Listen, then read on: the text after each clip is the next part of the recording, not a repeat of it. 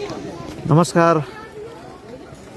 हामी यति बेला ओखलढुङ्गाको शनिबारे हाटमा छौँ। आज पानी परेको छ। पानी परेको कारणले गर्दाखेरि शनिबारे हाट पनि त्यति धेरै लागिरहेको छैन। थोरै थोरै किसानहरूले गाउँबाट यहाँ यसरी राख्नु भएको छ भने यतापट्टि हामी यो तरकारी सङ्कलन तथा बिक्री केन्द्रमा आइपुगेका छौँ।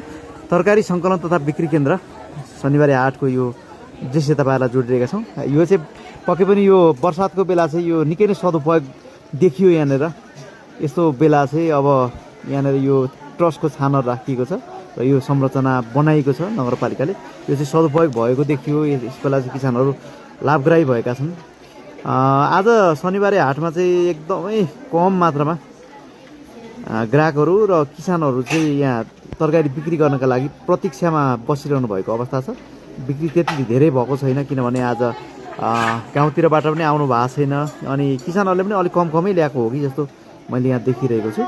सामानहरू तरकारीहरूदेखि लिएर अरू सामानहरू आज त्यति धेरै हाट चाहिँ लागेन। सोचे जस्तो हाट लागेन किनभने एकादशी मेला रहेको छ। 2-3 ठाउँमा मेला छ। अरू ठाउँहरूमा पनि जिल्लाभर नै मेला आज रहेको छ। फुलछाउ तार्ने दिन होइन। अनि सबैतिर यो रौनक छ।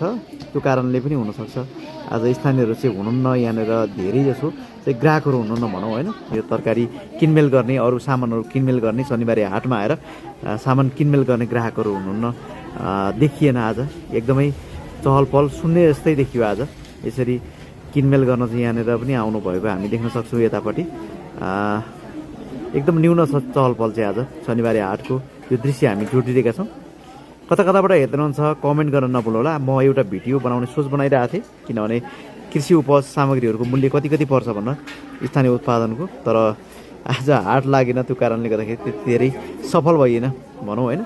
अब आलु यहाँ छान्दै हुनुहुन्छ। आलु धेरै छ आज शनिबारे हाटमा। अरू हरियो तरकारीहरू पनि धेरै छ किनभने बिक्री भइरहेको छैन। त्यही कारणले गर्दाखेरि यस्तो छ आजको शनिबारे हाटको अवस्था चाहिँ। कस्तो लाग्यो भिडियो कमेन्ट गर्न नभुल्नुहोस् है।